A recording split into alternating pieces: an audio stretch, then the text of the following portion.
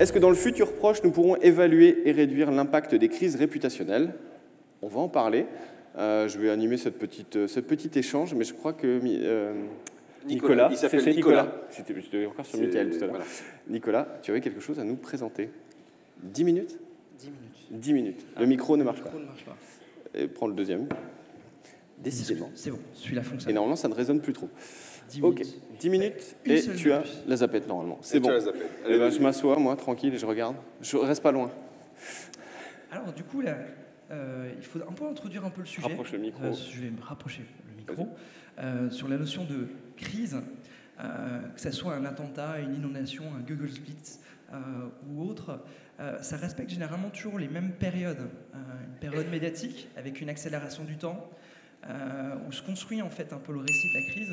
Une période un peu plus opérationnelle où, voilà, à un moment il faut rebosser, il faut reproduire, il faut remettre les équipes dessus. Et puis après une période un peu plus longue, période juridique, où là c'est vraiment très très long, on attend et on est un peu dans l'expectative.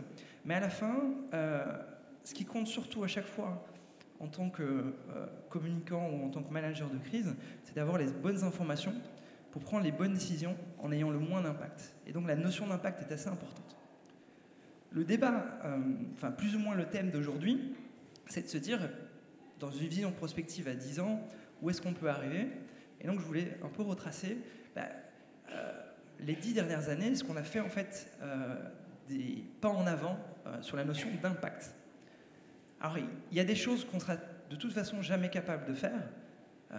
Par exemple, évaluer le fait que quelque chose qui commence va avoir un impact. Là, par exemple, vous voyez le nombre de tweets dans la première journée de Balance ton port, et ça va générer après 1 million. Impossible à prévoir, impossible à voir les éléments. On a également aussi de plus en plus d'informations qui nous parviennent. Et donc la notion de plusieurs réseaux qu'on va pouvoir aller voir. Je vais vous prendre un exemple qui est la crise des restaurateurs durant le Covid, dans lequel on va voir en fait les différentes forces en présence. Ce que vous voyez, c'est une cartographie. Alors, juste pour expliquer un tout petit peu, on regarde donc des comptes sur le réseau social donné, là c'est Twitter. On regarde comment ils se suivent l'un l'autre et on en déduit en fait des marqueurs communautaires. Les gens qui aiment les bananes et le crypto, communauté crypto-banane par exemple.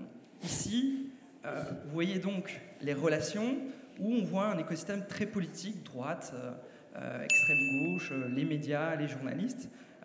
Et donc on est globalement dans un angle très politique de la crise des restaurateurs sur que va faire le gouvernement et autres. Ça c'est Twitter.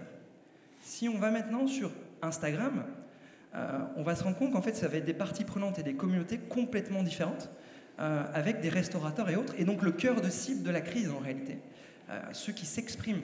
Et donc ça veut dire qu'on a des personnes différentes qui disent d'autres choses.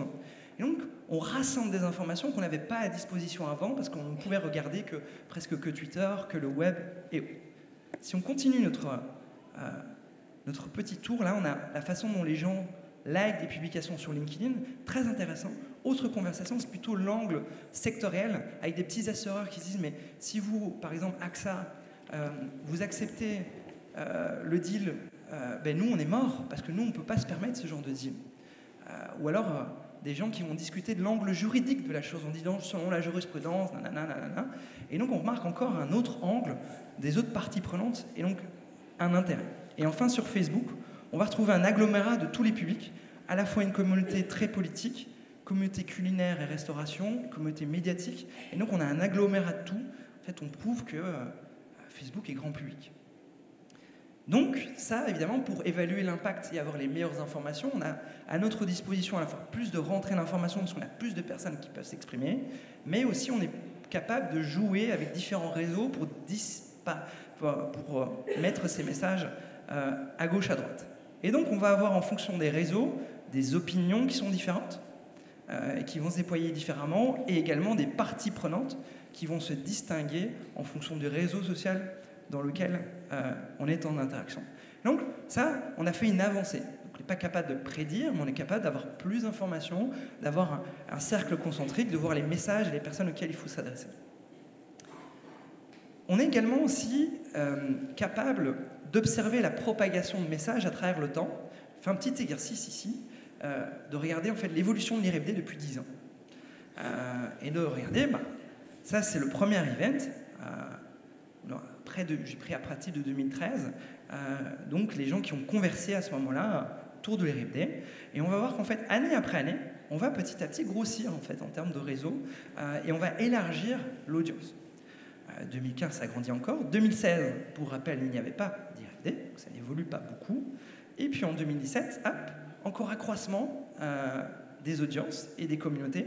Et donc, petit à petit, on peut retracer comment est-ce qu'un event grandit en termes d'audience, grandit en termes de réseau, et donc comprendre comment aussi peuvent naître des polémiques. On a fait par exemple une étude sur l'agribashing à ce niveau-là. Donc retracer, c'est également possible. Pour évaluer la notion d'impact, nous on a également mis au point une méthodologie qui va permettre de voir en fait auprès d'une certaine cible, qui peut être des décideurs, des gens, et notamment un des panels qu'on a chez nous dans un outil qui s'appelle Follow. On a les 20 000 personnes qui comptent le plus pour la politique française, donc tous les médias, les lobbies, les politiques et autres, et en fait de voir auprès d'eux comment on reconstitue en fait leur newsfeed et ce qu'ils peuvent potentiellement voir en fait via leur smartphone ou via Twitter, dans le but de voir comment est-ce que des conversations ont un impact sur une cible bien définie. Donc j'ai fait le même petit exercice avec les RFD et je vais solliciter Christophe. On va voir s'il connaît bien son event. Il faut que je m'approche ou... Attention. Alors, Emmanuel Macron, est-ce que tu crois qu'il a déjà vu des tweets de l'IRFD? Oui, mais forcément. Forcément, c'est obligatoire. On est incontournable pour lui. Après combien? Combien de personnes? Combien de tweets il aurait pu voir, potentiellement? Combien de tweets il aurait pu voir? En 10 ans. Wow. Une centaine? Centaine. Tu vas un peu loin. C'est moins? Non, je sais pas. Non, mais il est très accro à l'IRFD. Hein. Il m'a appelé sur les gens qui suivent l'IRFD, il couvre 42%. C'est-à-dire qu'il y a 42% des gens qui tweetent sur l'IRFD qui suivent également Emmanuel Macron. C'est pas mal. Ok. Donc une audience plutôt centriste, de gens bien libérales comme il faut. Voilà. Combien sur l'IRFD? Eh bien, 44 impressions potentielles. Donc potentiellement, il a vu 44 fois le message de l'IRFD à l'intérieur. Ton avis, qui t'a permis, incroyable, de toucher Emmanuel Macron avec un tu t'aides, je t'aide. C'est pas le nain et son petit-fils. On racontera un jour quand même des trucs sur l'IRFD. Je pense toi, tu fais partie des gens qui ont permis peut-être de toucher. Romain également. Je pense à Romain Pigenet. Donc j'ai une bonne nouvelle pour toi. Aujourd'hui, potentiellement, Emmanuel Macron va voir un message chez Romain tweet. C'est ça. Romain, il est peut-être. Deuxième, c'est Olivier Gonzalez. Et puis il y a un compte qui a disparu depuis lors, qui c'est Borouille. Okay. Donc vous voyez, on est capable de voir l'impact d'un event, d'une crise et autres, en reconstruisant cela, et de voir aussi qui est un levier, en fait, pour cet impact. Ce qui est un peu un rêve de crise, en réalité. Évidemment, comme ton audience n'est pas un narcoleptique, tweet, sois actif. On peut voir également l'impact. Normalement, j'aurais dû poser la question, mais je manque de temps. C'est 2014 qui a eu le plus d'impact. Où là, on ne regarde pas la volumétrie des tweets, mais on regarde, en fait, l'impact auprès de notre panel de décideurs. Là, autour de 2014, le plus, il y avait des gens plutôt politiques. Donc forcément, ça a plus d'impact, mais il y avait également beaucoup plus de tweets. Et je pense qu'il y avait Dorcel en 2014. Il y avait Dorcel, effectivement. C'est un gros levier. Eh oui. Énorme levier. On a... Voilà. Tu cherchais là, mais t'as pas trouvé. On peut également voir ceux qui produisent le plus d'impact. Bon, j'ai tweeté plus que les autres. Okay.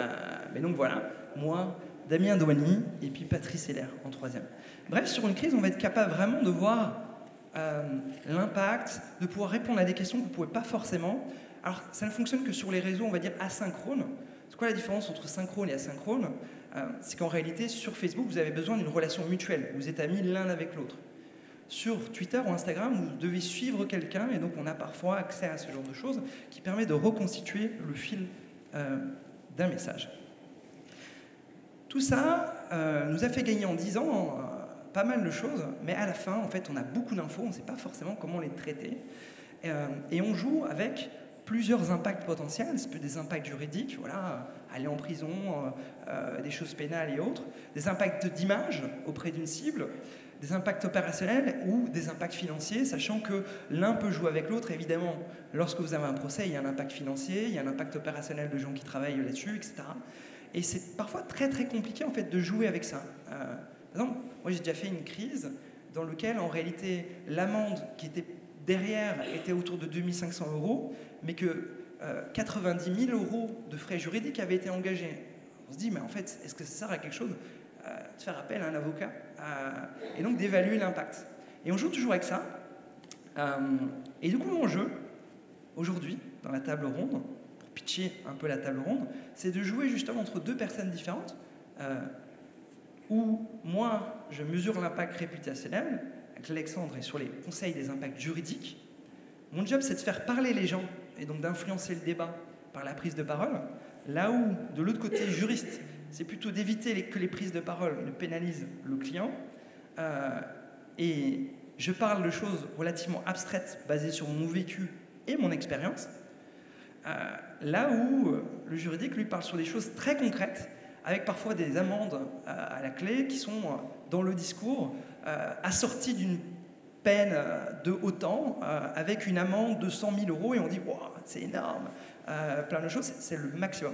Bref, en général, d'un point de vue communicationnel, on est un peu nuque par rapport à la situation et on a un peu moins de pouvoir par rapport à ça.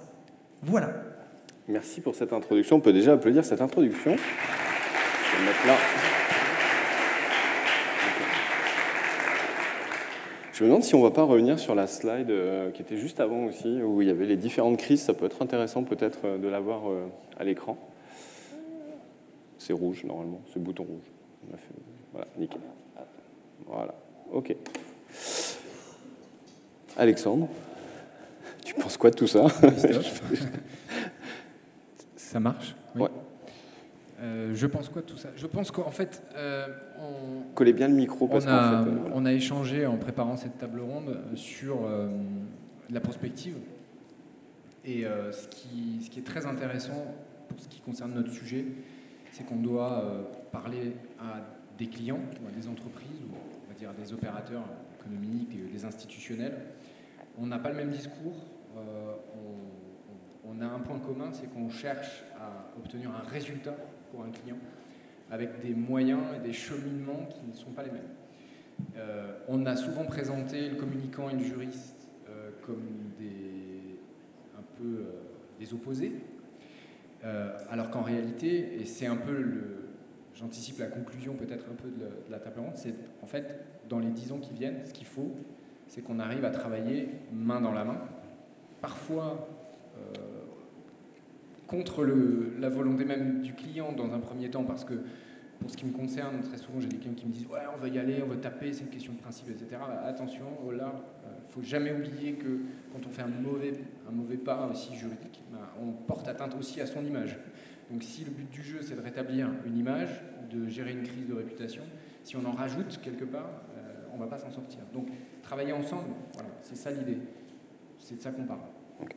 Je ne vais pas préciser, Alexandre est dirigeant est avocat et également dirigeant du cabinet Scan Avocat. Voilà, parce que je t'ai pas donné la main là-dessus. Je voulais justement te poser une question également pour réagir par rapport à ce que dit Nicolas.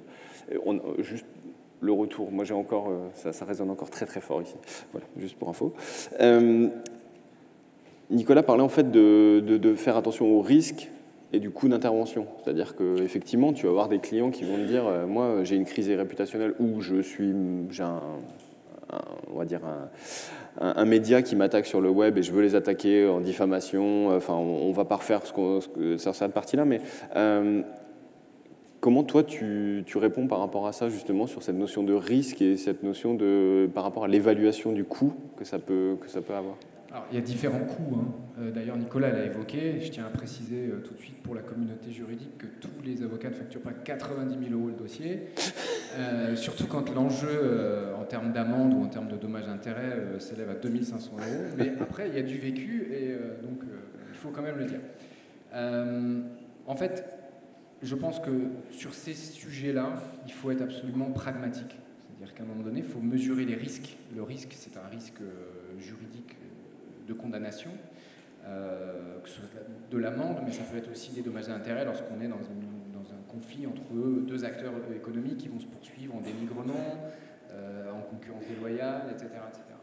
Donc, très pragmatique, quels sont les enjeux concrets, c'est-à-dire sur la base de...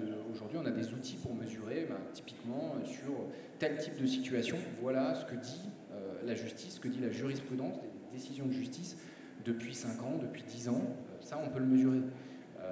Après, il y a des paramètres très fins qu'on peut ajouter dans une réflexion sur un dossier concret et dire, voilà, votre enjeu, c'est ça.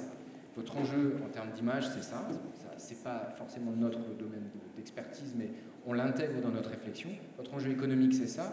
Nous, ce qu'on coûterait potentiellement selon le choix que vous allez faire de stratégie, c'est ça. Il faut essayer d'apporter de la prévisibilité.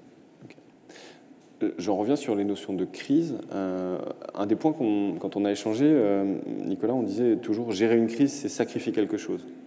La question, c'est quoi en fait? Mais quoi? Qu'est-ce qu'on va sacrifier? Bah justement, au début, ils ne le savent pas. Au début, en fait, une crise, c'est l'accélération du temps. Le temps est extrêmement important. C'est pour ça que la plupart des protocoles de crise visent à gagner du temps. Vous avez un crash d'avion, première chose que vous faites, c'est vous voulez maîtriser la sortie dans la presse. Donc vous mettez en place un numéro vert pour que les familles téléphonent et vous ramenez les familles sur le siège pour qu'ils ne soient pas contactés par des journalistes. L'autre chose, c'est que vous allez rapidement organiser une conférence de presse, même si vous ne savez pas si vous avez quelque chose à dire. Pourquoi?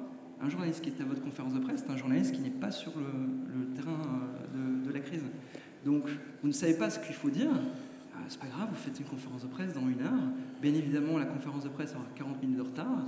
Vous allez juste venir avec 3-4 mots et vous allez dire « on reviendra dans 30 minutes ».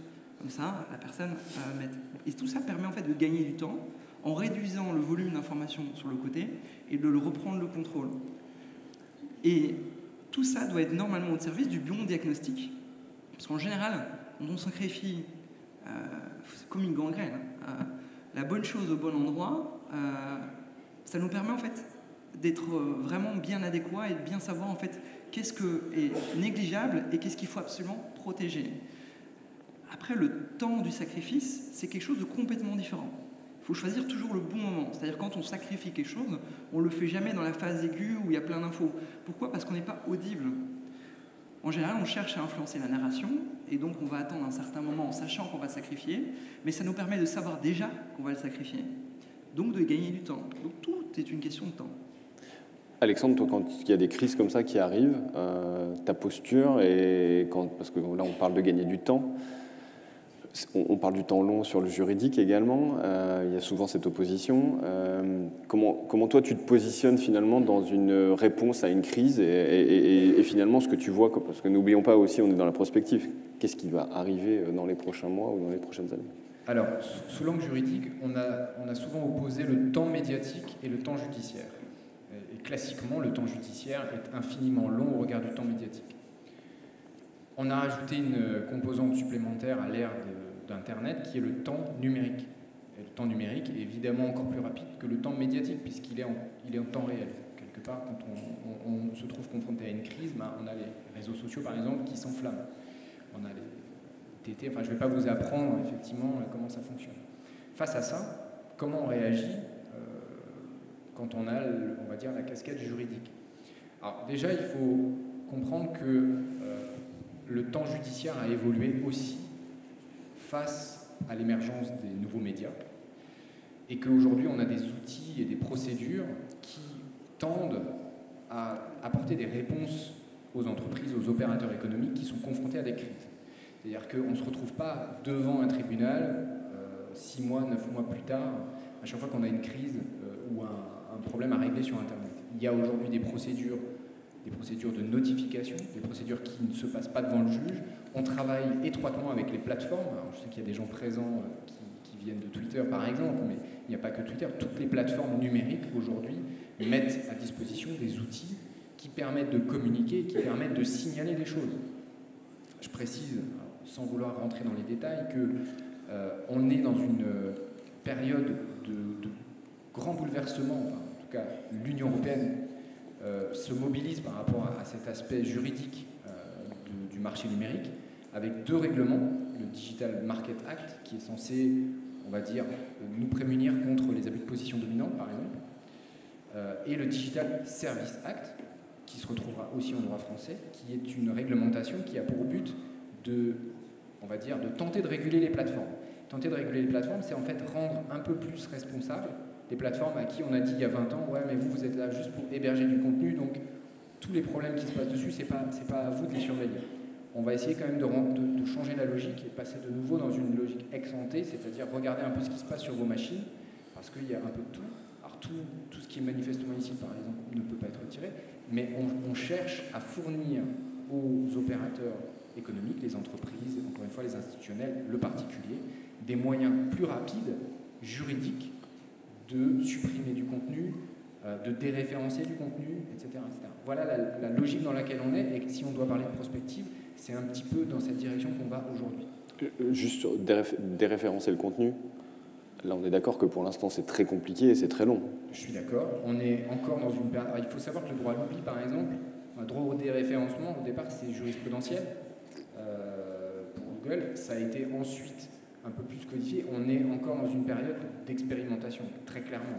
Ça expérimente beaucoup, ouais. Et puis encore, et il ne faut pas oublier de dire, et c'est pas vous que je l'apprendrai, que le droit le déréférencement en soi, c'est pas une solution non plus miracle. Hein. Ça reste quelque chose qui existe sur Internet, qui n'est plus référencé. Est-ce que ça veut dire qu'on ne le trouve pas Toi, Nicolas, par rapport aux crises, comment tu fais appel à la partie juridique? Tu travailles avec la partie juridique? Est-ce que c'est dans avant, pendant, après? Comment ça se passe?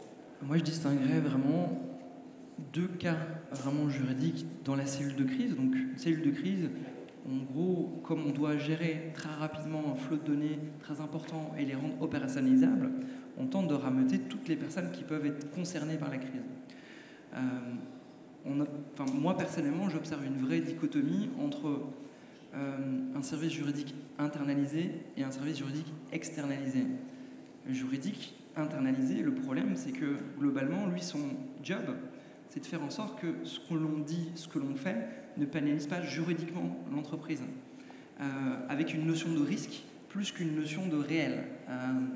Et donc, lui, il doit juste s'assurer que quand il y aura un procès dans 5 ans, ou dans 6 ans, ou dans 7 ans, il ne se retrouve pas en porte-à-faux. Et donc, il a tendance, en fait, à jouer sa carrière et sa tête sur ce genre de choses.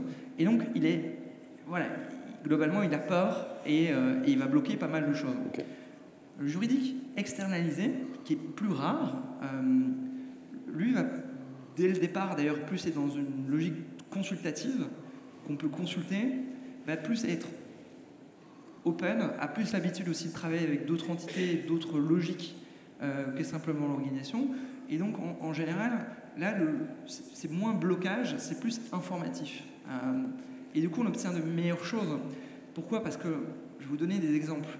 J'ai arrivé de me retrouver dans une cellule de crise où il fallait faire juste un communiqué de presse. 8 heures pour faire un communiqué de presse. Il est 21h, on l'envoie, tout est déjà passé, les médias n'en ont plus rien à faire.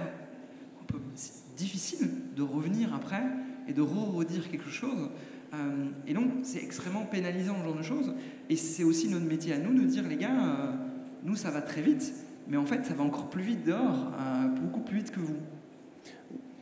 Justement, Alexandre. Ouais, c'est très intéressant ce que dit Nicolas, mais il faut rappeler un peu cette problématique, cette dichotomie entre l'avocat externe et le directeur juridique, on va dire, en interne. C'est inhérent à la fonction et au profil de ces 2 professionnels. On n'a pas, en France, par exemple, on n'a pas cette culture de l'avocat en entreprise. Je ne vais pas rentrer dans les détails des réformes avortées, etc. C'est le cas dans plein de pays. Dans plein de pays, les directeurs juridiques sont par ailleurs des avocats. En fait, en interne, il y a un devoir de loyauté du salarié, il y a une hiérarchie, donc il répond en général au General Counsel, il va répondre au DG, voire au PDG, etc. En termes d'indépendance, c'est compliqué. La parole, elle est compliquée à porter, c'est-à-dire qu'il y a cette loyauté, on est très corporate, comme on dit couramment. L'avantage de l'avocat externe, c'est que ça a beau être quelqu'un qui est payé par son client, il reste indépendant de son client. Et d'ailleurs, c'est une des raisons pour lesquelles les entreprises vont travailler avec un avocat externe, parce que c'est infusible. C'est-à-dire, si quelque chose se passe mal, ben, il saute. Ça ne peut pas fonctionner.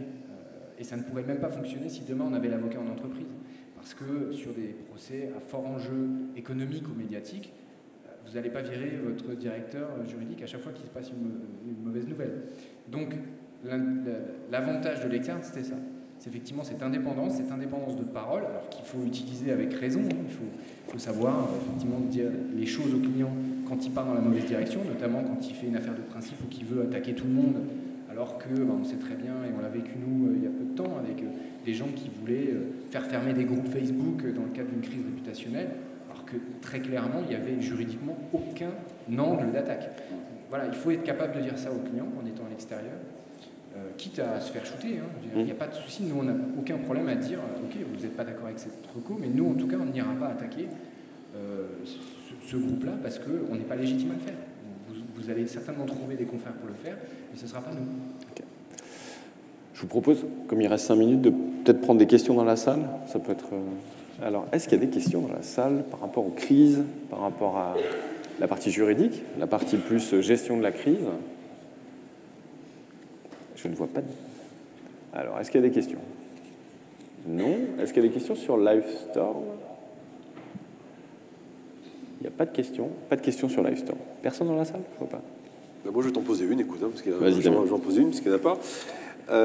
Sur la question des crises, est-ce que des fois, enfin, on a la sensation, Nicolas, tu me confirmeras ou m'affirmeras ce point, que les entreprises, des fois, sont un peu en panique dès qu'il y a un truc qui commence à dérailler, d'où l'intérêt de regarder les cartographies pour se rendre compte si effectivement, en fait, c'est juste une poignée de gens qui s'excitent et qui, en fait, il n'y a pas véritablement il y a du bruit, mais pas tant que ça, ou véritablement c'est en train de s'étendre.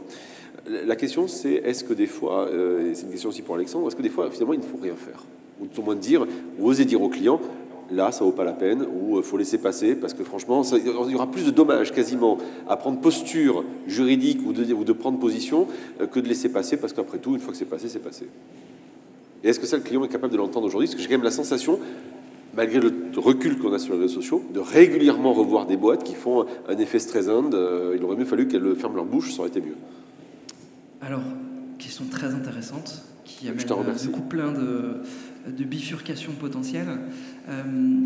Se réunir en cellule de crise, c'est déjà en fait faire des choses. Et le problème, c'est que généralement, du coup, on veut agir pour montrer qu'il y a quelque chose qui se passe. Même imaginez qu'en général, le CEO, le dirigeant et autres, il n'est pas forcément toujours dans la cellule de crise. Ça arrive la plupart du temps, mais pas toujours. Et donc, faut donner des trucs de ouais, on s'en occupe quoi. Faut donner des gages. Parfois, il peut y avoir ce type de choses. Ce que j'ai déjà vu, par exemple, pour un grand groupe, énorme groupe qui a un petit bad buzz sur Instagram et qui surinterprète la chose et qui va directement dans un grand média international.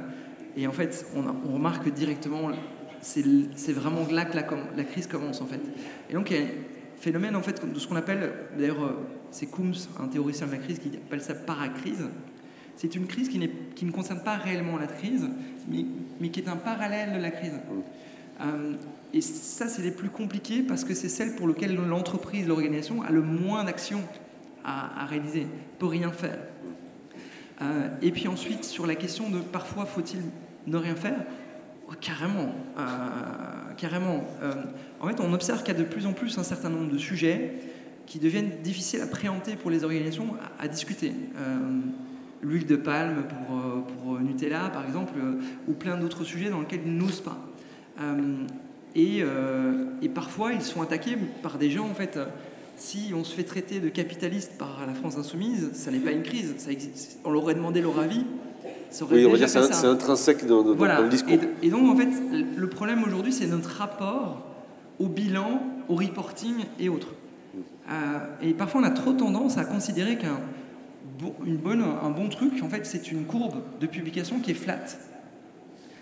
En fait, on s'en fout si des gens qui avaient déjà un avis sur quelque chose répètent leur avis et que donc il y a des publications, ça n'a aucun impact. Et ça, c'est difficile pour les organisations à comprendre et à appréhender, puisqu'ils n'ont parfois pas les outils, parce que c'est pas dans leur mindset en quelque sorte. Et donc oui, il y a des entreprises qui font plein d'erreurs. Je suis tout à fait d'accord.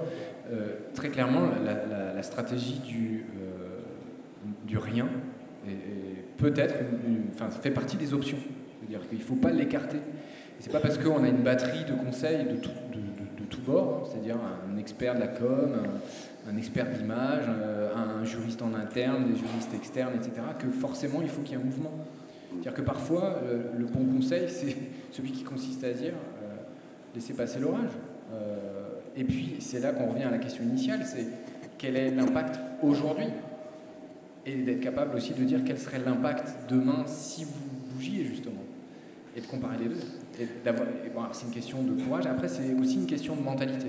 Et je pense que dans ma communauté, typiquement, de juristes, il y a encore énormément de professionnels qui veulent sortir le bazooka pour tuer une mouche, quoi, tout simplement.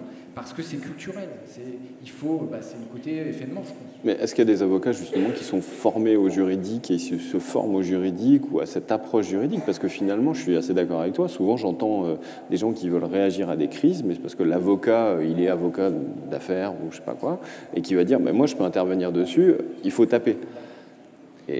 En fait, c'est la différence entre la théorie et la pratique. Comme on le dit souvent quand on travaille ensemble, moi, en théorie, effectivement, dans un certain nombre de situations, j'ai des fondements juridiques. On pourrait faire quelque chose. Ok, mais après, ça nous amène à quoi? Et quelles sont les conséquences?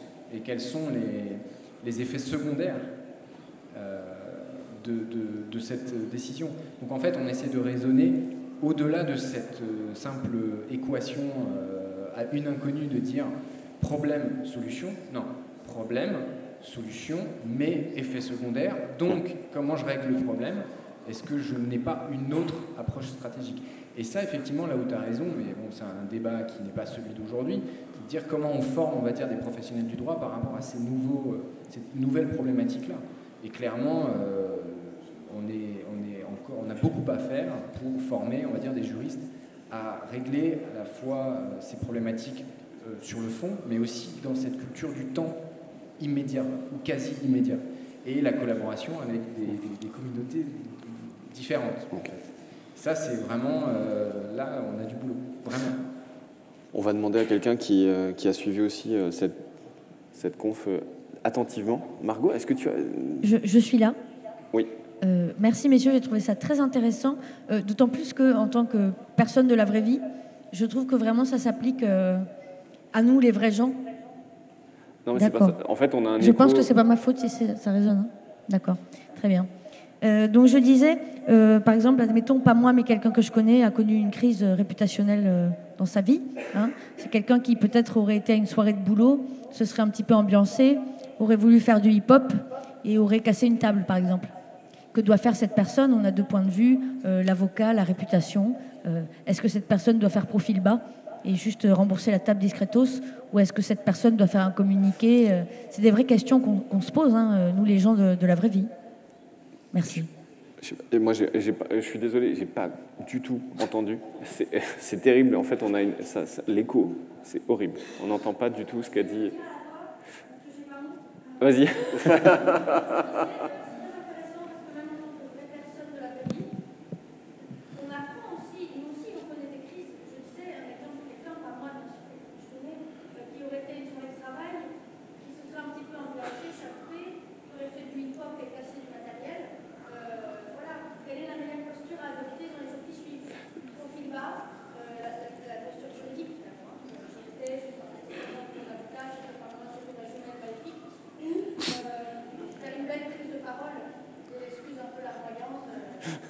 Ça va.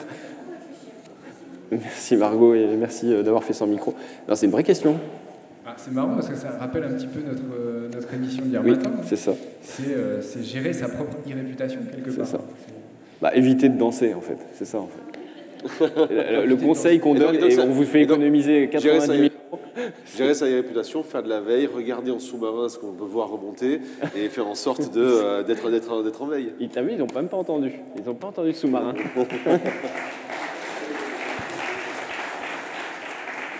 Mais le droit à l'oubli, c'est pas le droit de s'oublier tout le temps. C'est ça. Ils le disent souvent dans les EHPAD. Pardon. C'était gratuit. Merci à tous les deux et merci d'être aussi fidèles aussi à l'IRFD depuis toutes ces années. À très vite, vous pourrez échanger avec eux entre midi. Merci messieurs.